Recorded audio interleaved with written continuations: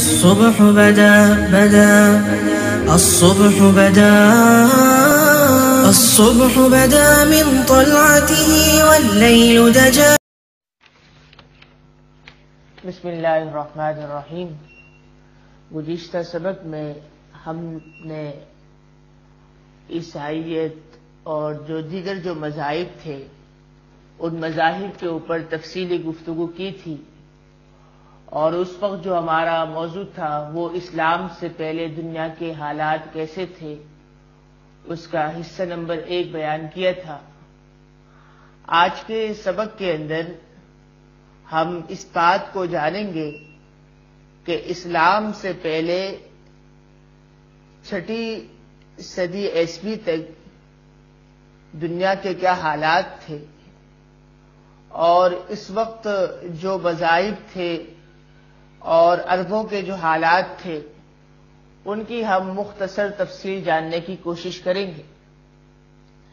سب سے پہلی بات یہ کہ 476 عیسوی میں زوال روما کے بعد پاپائیت برسر اقتدار آئی. تو اس وقت جو ان کا جو پوپ تھا وہ مذہبی علوم کے علاوہ جتنے بھی علوم تھے تمام علوم کا یہ دشمن تھا، اور اس کے زمانے کے اندر جتنے علوم کے مراکز تھے، جتنے ریسرچ سینٹر تھے، سارے ریسرچ سینٹر اور تمام علوم کے مراکز کو بلڈوز کر دیا گیا، اور حکومتی سطح کے اوپر ان تمام چیزوں کے اوپر پابندی لگائی گئی. صرف اور صرف مذہبی علم کی ہی تبلیغ کرنے کی اجازت تھی، اس کے علاوہ کسی بھی چیز کی اجازت نہیں تھی. یہاں تک کہ عیسائی فرقہ جو نستوری تھا اس کو بھی ان لوگوں نے کافر قرار دیا. اور اس کے ساتھ یہ بھی تاریخ کی کتابوں کے اندر لکھا ہے کہ پاپائے اعظم گریگوری جو ان کے زمانے کے اندر سر کی حیثیت رکھتا تھا، 540 عیسوی سے لے کر 604 تک سائنس، تاریخ، شعر و ادب اور دیگر علوم کا یہ سخت دشمن گزرا ہے.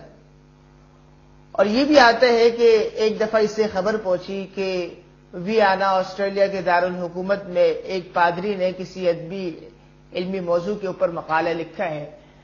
تو اس نے اس کو خط لکھا، اور خط کے اندر یہ الفاظ لکھے کہ مجھ کو خبر پہنچی ہے کہ تم نے کوئی ایسا مقالہ لکھا ہے، تو وہ مقالے کی بات کو میں اپنے منہ کے اوپر لانا ہی پسند نہیں کرتا ہوں، اور میرے خط کے پہنچنے کے فوراً ہی بعد تم اس بات کا اعلان کرو کہ ان مقالے سے اور اس مقالے سے میرا کوئی تعلق نہیں ہے، اور میں ان چیزوں سے براءت کا اعلان کرتا ہوں، اور آئندہ میں ایسا کوئی مقالہ نہ کسی سے لکھواؤں گا، نہ خود لکھوں گا، اور نہ میں لوگوں کو پڑھ کے سناؤں گا.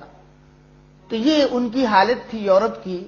اور ان کے یہاں ابھی تک یہ طے نہیں ہوا تھا کہ عورت انسان ہے یا حیوان.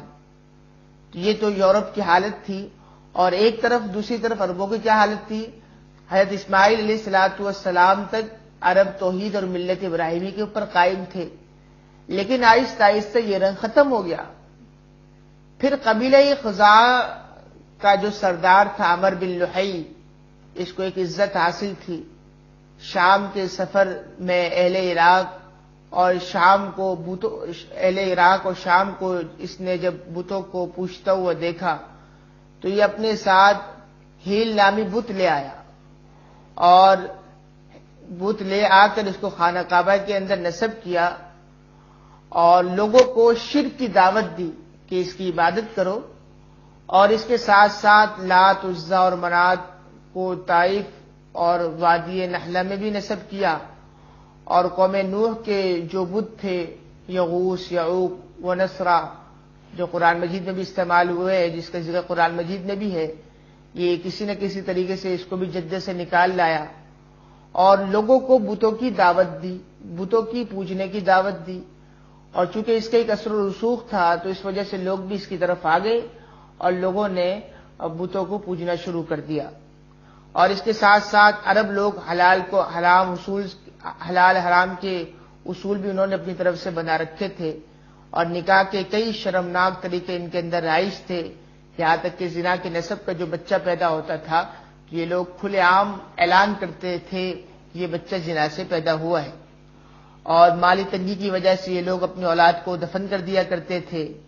یہ تو 6 صدی عیسوی کے حالات تھے۔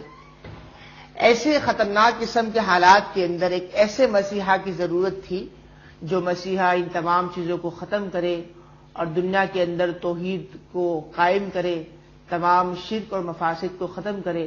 تو اللہ رب العزت کو اپنی مخلوق کے اوپر رحم آیا، ترس آیا، تو ایسے حالات کے اندر اللہ تبارک و تعالی نے اپنے آخری مسیحا جناب نبی کریم صلی اللہ علیہ وسلم کو بھیجنے کا فیصلہ فرمایا، اور اس نے ایک ایسا انقلاب عالم کے اندر پیدا فرمایا جس کی نظیر ملنا مشکل ہے۔